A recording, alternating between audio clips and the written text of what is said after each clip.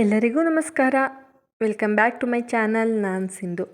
ಇವತ್ತು ಸಂಜೆ ವ್ಲಾಗ್ ಮಾಡ್ತಾಯಿದ್ದೀನಿ. ಸಂಜೆ 4 ಏನೇನೆಲ್ಲ ಆಗುತ್ತೆ ಅನ್ನೋದನ್ನು ತೋರಿಸ್ತಾ ಇದ್ದೀನಿ.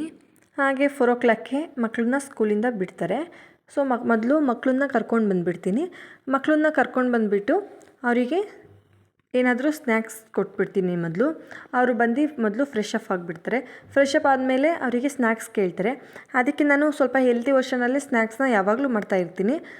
ಇವತ್ತು ಸ್ವಲ್ಪ ಬಾಳೆಹಣ್ಣಿತ್ತು. ಹಂಗೆ ಪ್ಲೈನ್ ಬಾಳೆಹಣ್ಣು ತಿನ್ನೋದಕ್ಕಿಂತ ಈ ರೀತಿ ಮಾಡ್ಕೊಂಡು ತಿನ್ನೋದ್ರಿಂದ ಚೆನ್ನಾಗಿ ಅನಿಸುತ್ತೆ ಅಂದ್ಬಿಟ್ಟು ಮೊದಲಿಗೆ ಒಂದು ಪಾತ್ರೆ ತೊಗೊತೀನಿ. ಆ ಪಾತ್ರೆಗೆ ಅವಲಕ್ಕಿ ಹಾಕ್ಕೊಂಡು ಅದನ್ನು ಒಂದು 3-4 ಟೈಮ್ಸು ನೀಟಾಗಿ ವಾಶ್ ಮಾಡ್ಕೊತೀನಿ. ಅಷ್ಟರಲ್ಲಿ ಅವಲಕ್ಕಿನೂ ಕೂಡ ಸ್ವಲ್ಪ ಸಾಫ್ಟಾಗಿರುತ್ತೆ.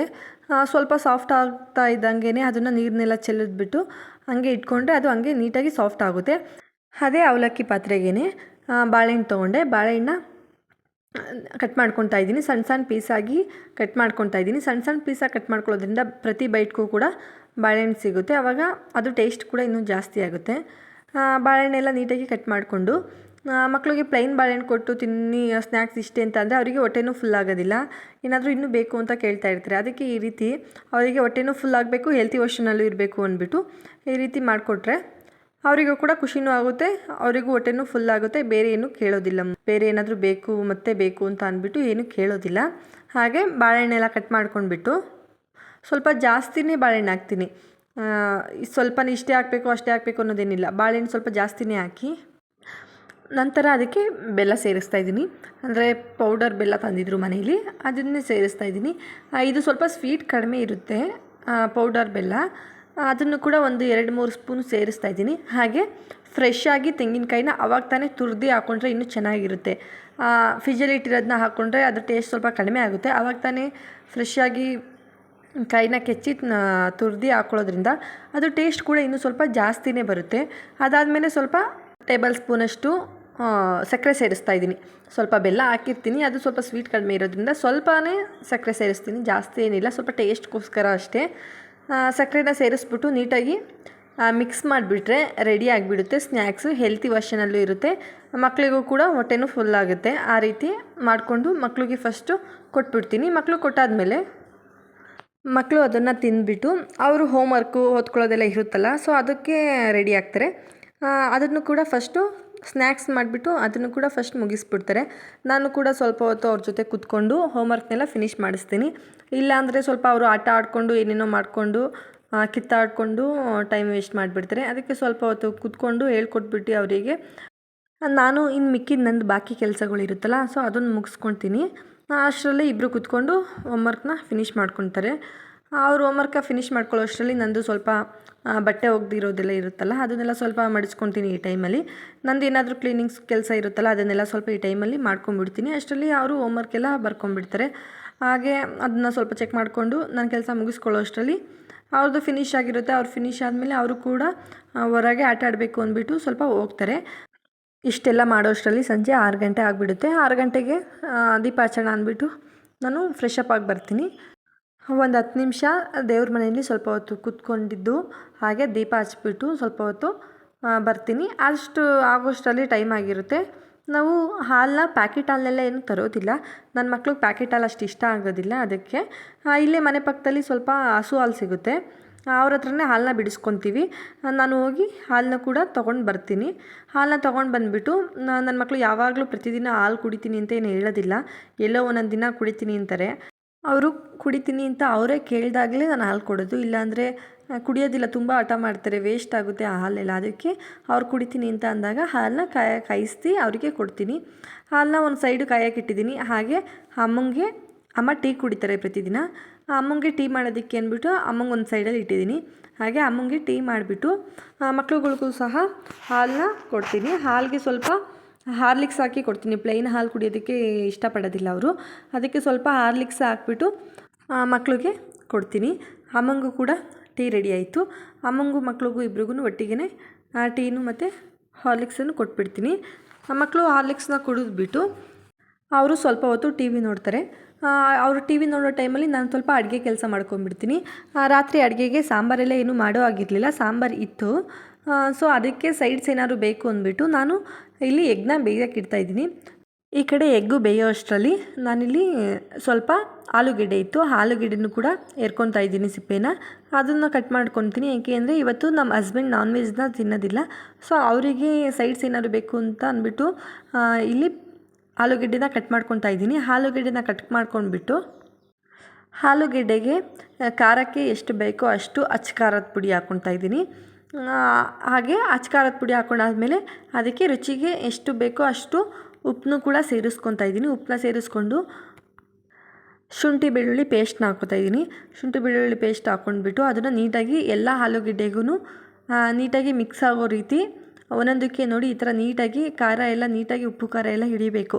ಆ ರೀತಿ ನೀಟಾಗಿ ಮಿಕ್ಸ್ ಮಾಡ್ಕೊತೀನಿ. ಮೊದಲು ಮಿಕ್ಸ್ ಎಲ್ಲ ಆದಮೇಲೆ ಅದನ್ನು ಎತ್ತಿ ಸ್ವಲ್ಪ ಪಕ್ಕದಲ್ಲಿ ಇಟ್ಟಿರ್ತೀನಿ. ಅದು ಉಪ್ಪು ಎಲ್ಲ ಹಾಕಿರೋದ್ರಿಂದ ಸ್ವಲ್ಪ ಆಲೂಗೆಡ್ಡೆ ನೀರು ಬಿಟ್ಕೊಳ್ಳುತ್ತೆ. ಅಷ್ಟರಲ್ಲಿ ಈ ಕಡೆ ಎಗ್ ಕೂಡ ಬೆಂದಿದೆ. ಬೆಂದಿರೋ ಎಗ್ನ ತೊಗೊಂಡು ಸಿಪ್ಪೆ ಎಲ್ಲ ಬಿಡಿಸ್ಕೊಂಡು ಒಂದು ಪ್ಲೇಟಲ್ಲಿ ಇಟ್ಕೊಂಡಿರ್ತೀನಿ.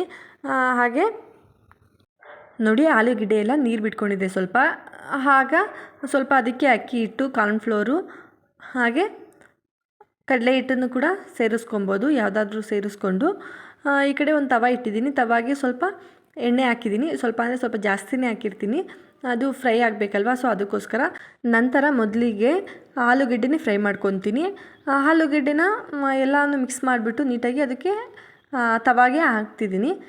ಅದು ಕೂಡ ಒಂದು ಮೀಡಿಯಮ್ ಫ್ಲೇಮಲ್ಲಿ ಇಟ್ಕೊಂಡು ಫ್ರೈ ಮಾಡಿಕೊಂಡ್ರೆ ತುಂಬಾ ಟೇಸ್ಟಿಯಾಗಿ ಕೂಡ ಆಲೂಗೆಡ್ಡೆ ಫ್ರೈ ಆಗುತ್ತೆ. ಆದರೆ ಫಿಶ್ ಫ್ರೈ ಇರುತ್ತಲ್ಲ ಅದೇ ಥರ ಟೇಸ್ಟ್ ಕೊಡುತ್ತೆ, ತುಂಬಾ ಟೇಸ್ಟಿಯಾಗಿರುತ್ತೆ.